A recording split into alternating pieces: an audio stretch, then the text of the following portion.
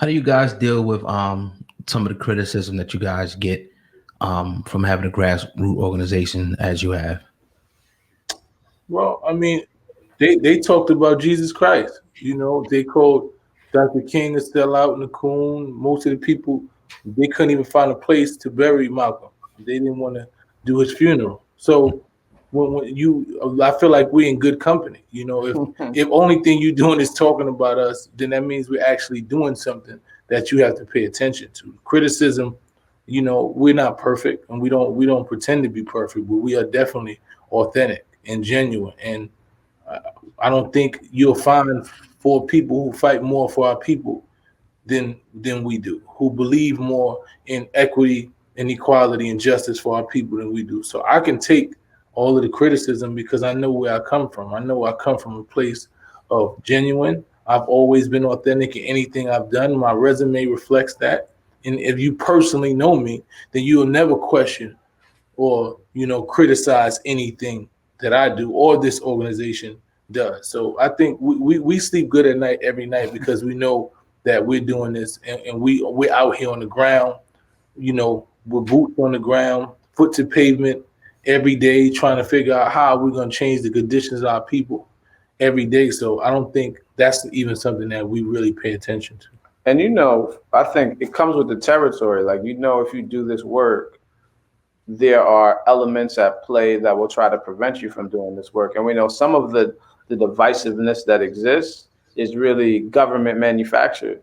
Government has a long history, COINTELPRO, of trying to disrupt organizing efforts that would just better the Black community and better the brown community and better any disadvantaged community. So we know some of the targeting and some of what we experience is as a result of kind of government contrived things to really stifle the movement. But I think the big piece for all of us and why I love working with Until Freedom is that, one, we're just aligned as people, like we believe in each other and the work. And we know that what we're doing is revolutionary.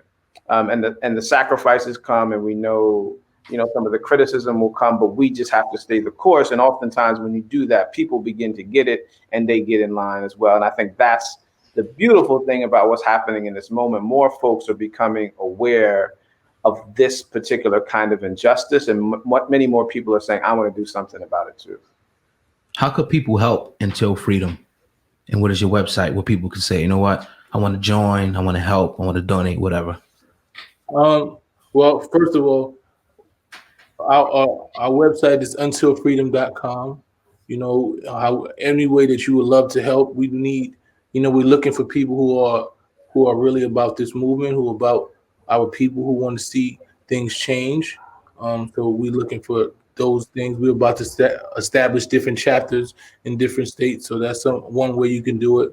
As far as investments, because I hate the word donations because it's like charity.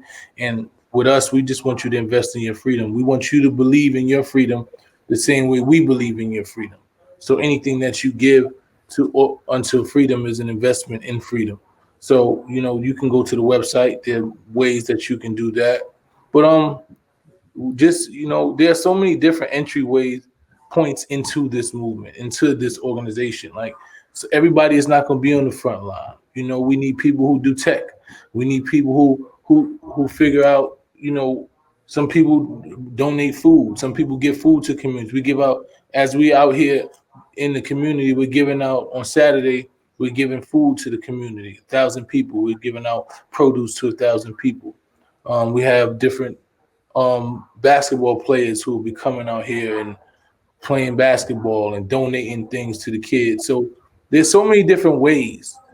Our communities need everything. Like I say all the time, if all you got is all we need. Some people like, the guy sent me $6 yesterday, and that $6 probably meant more to me than $1,000 somebody probably sent to me. And he said, this is for your work in the movement. I appreciate you. And those things mean a lot to us. So however you feel like you can help this movement, because we're gonna need everybody. We're gonna need every lottie dottie and everybody to come out here and make sure that we actually get some change. So any way possible, we appreciate it. Definitely. Now, can you talk about how you guys were able to leverage like celebrities to get behind your movement. If anything, just to post, Breonna Taylor, because every time I look on Instagram, I see different celebrities, like some type of meme with a Breonna Taylor. Were you guys behind that, or was it something that just kind of just caught fire? I mean, I think for us, that's actually one of the strategies we look to using to elevate the issue. We were having a conversation with folks the other day who often say, hey, why are you publicizing what you're doing or publicizing your activities? And what we said was, that's exactly what we want to do. We want the world to pay attention. We want Breonna Taylor's name to be said more than any name you hear. So one of the ways in which we know that will happen is by getting influencers and celebrities to talk about Breonna Taylor and to invest in her justice as much as we're invested. So, along with Mysonne, there's other folks who we know have platforms. Yandy, we have Portia, Kenny Stills. There was a lot of athletes and celebrities who came to show support. And I think once that happens, like the initial folks who do it, there's others who start to pay attention and say, you know what, I think this is something I should pay attention to. I think this is also important. All the way kind of to Oprah Winfrey, who said, you know what, this is an important enough issue that I'm going to put Breonna Taylor on the cover of O Magazine.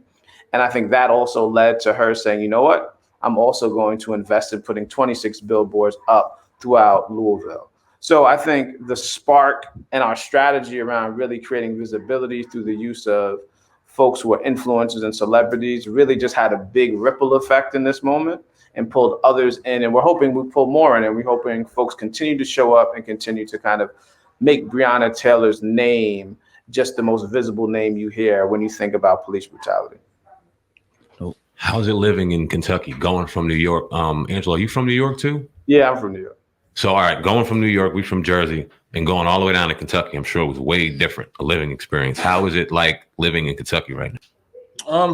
So far they've welcomed us with open arms. So, The NYPD has pretty much been trailing us with helicopters every time we leave our home. yeah. Every time we get out, we drive down the block. Anywhere we get out, they circling around. So that's been a thing. As far as the protests, they made the new rules that you can't march in the streets the day we got here. So they're intentional about trying to intimidate us and scare us out of doing the work that we came here to do. But the people have embraced us. The organizers on the streets, everywhere we go, people are happy to see us here, and they say thank you for coming here. So as far as that, community loves us, and we are living in community with other activists. Brothers Tory Russell, my brother Trey the Truth is here. We have different organizers from around the country who we are working with, who we've been living with and just sitting down, figuring out our strategy on how we're going to not only just get justice for Breonna, but just build this community and pour resources that we have and anything we have into this community to build life in it. Because right now, this is ground zero for the movement. It's like the new Selma. So we have a time right now to set precedents. We have a time right now because, like I say, there hasn't been justice for a Black woman in America. So we have the time to set precedents here, and we have the time to show what community looks like, what democracy looks like, what real organizing looks like, when the people are really fed up and they come to a point where they're not going to accept anything but justice looks like. So us living here, although it is away from our families and away from our homes, we feel at home here at this point. So, wonderful. Well, definitely a pleasure to have you brothers on. Angelo Pinto, Mysonne the General. Yeah. Let the people know where they can find you, social media handles, of course, Until Freedom and everything like that, brothers. So you can find me at Angelo Pinto ESQ on Instagram, Angelo Pinto on Facebook, and Angelo Pinto 720 on Twitter. You can hit me on Instagram, Mysonne NY General. On Twitter, I think it's Mysonne, and on Facebook, I think it's Mysonne too. So and Until Freedom on Instagram, Facebook, and Twitter as well. Yeah. Well, one last question, if I may, real quick. Did you guys hear about Nick Cannon suing Viacom? Yes, I did. What's your thoughts on that? I think he's justified. I think when you've worked for somebody and you've given everything that you have to that organization for this amount of years, and for them to get rid of you for something that he acknowledges or he believes was a miscue, he's taking responsibility for you to decide that you no longer want to do work after you sucked pretty much his whole life and took all of his ideas and things that you never rightfully paid him for in the first place. I think it's something that he should do. He should pursue it. Yeah, and I think that we talk about like there's a great awakening that's happening in communities across America where Black folks and brown folks and everyone else is realizing that injustice is real and we need to do something about it. I think celebrities are also paying attention and saying, you know what, maybe the current deal I have isn't justified, right? And maybe I need to do something to make sure I get the piece of the pie I deserve. But I think the other thing that we're witnessing is that it's kind of like with the officers. You have folks who are white folks who often do something and don't receive the same kind of backlash and are not canceled and are not fired. I mean, officers who are literally killing people who keep their jobs. But when Black folks make a mistake and they even try to correct it, they receive the most severe punishment.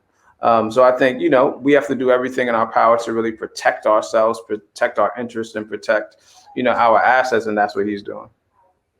Absolutely. There's so much more we can expound on that. I know you brothers are pressed for time, but anytime you guys want to come on the platform, the door is wide open. We love to have you on for more dialogue, have more members of the Until Freedom movement on. And man, we definitely appreciate your time. We have Mysonne, the General, Angelo Pinto on the bit on the podcast. Salute, brothers.